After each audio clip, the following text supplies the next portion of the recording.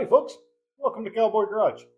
This week we're going to take a break from our restoration project and do the first video in a new series about old school how-tos. So basically from time to time we'll just stop whatever we're working on and we'll go over some aspect of old car ownership that you may not know if you only work on new cars.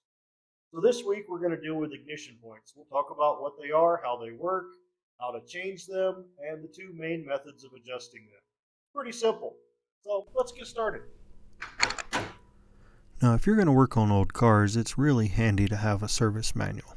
I prefer finding the old ones. I figure if the manual is as old as the vehicle, the information's probably correct. I haven't had issue with the newer reproductions, but I just like the old ones. So, get a manual and read it. Now, on an old car, your spark isn't controlled by a computer. It's all mechanical. So you have a distributor, and the power comes in from the coil right in the middle of the distributor there.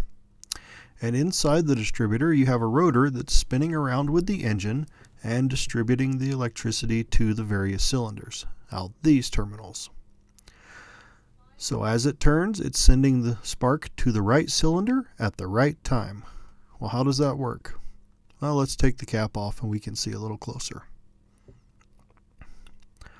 So under here is that rotor that we talked about. So the spark's coming in the middle, and it's going out by that little pointy part on the end. And if you look on the bottom of the cap, you can see here's where the spark goes in, here's where the spark goes out. Now underneath we have our points, breaker points, ignition points, whatever you want to call them. This thing right here. Now notice as I turn the distributor, there's a little octagon that's opening and closing those points. That's what controls the spark on and off. So in addition to sending the spark to the right cylinders at the right time, it also has to send the right amount. And that's how it's achieved. So here's what we're doing today. We're going to be changing these points. So the first step would be to remove the cap, but we've already done that. So now we just take the rotor off. If you're working on a Ford or a Dodge, they just slip on or off. On a Chevrolet old enough to have points, they use these two screws. Take it off and throw it in the trash. Next, grab your flathead screwdriver so we can take these wires off. You don't have to take the screw all the way out, just loosen it up a bit. Get that condenser, and if the engine was running good, save it. Put it in your glove box. You may need a spare on the side of the road at some point. And next there's these two.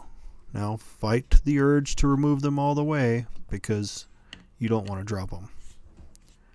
Just loosen them a bit. A few turns is all you need. Now as I wiggle this out, I want you to notice the slotted holes on each one. They did that especially because they knew without it you would drop a screw. So throw your old points away, put the new ones in place, tighten the screws down. With those tightened down, you can hook the wires back up.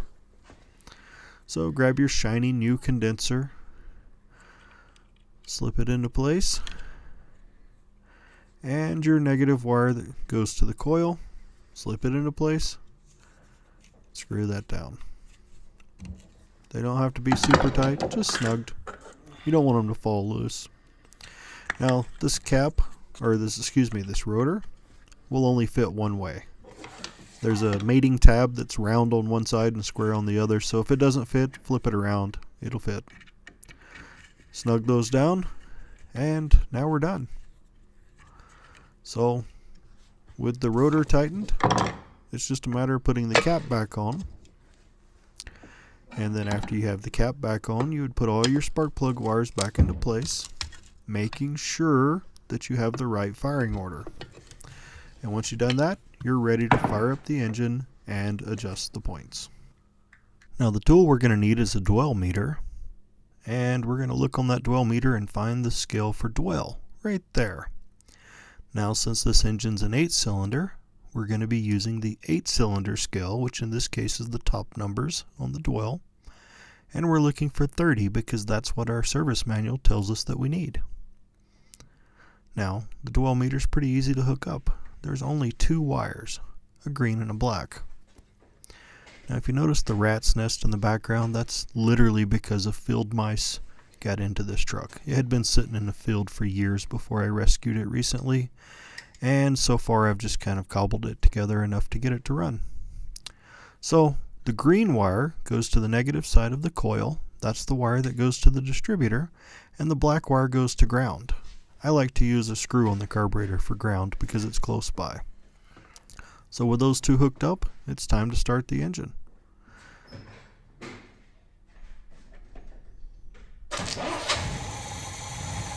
Now, as we see, the dwell is already set at 30 degrees, maybe 29, but it's running okay.